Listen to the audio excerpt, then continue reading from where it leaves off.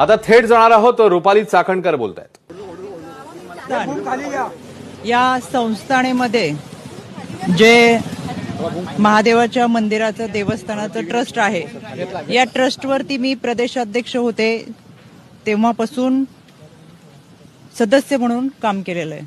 माझ्या समवेत समाजातील वेगवेगळ्या क्षेत्रातील अनेक प्रतिष्ठित नागरिक, अनेक मान्यवर या ट्रस्टवर होते आणि या ट्रस्टवर मी जेव्हा होते त्याच्यानंतर मी आयोगाचे अध्यक्ष झाले।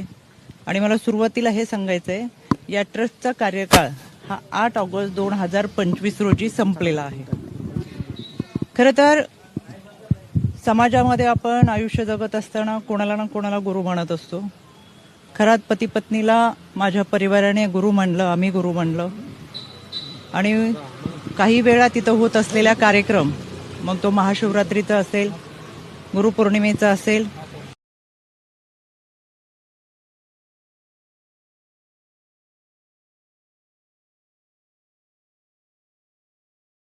कसं आहे ना, परिस्थिती तुमच्या बाजूने असो किंवा नसो, पण कोणत्याही स्थितीत स्वाभिमानाला धक्का लागता कामा नये।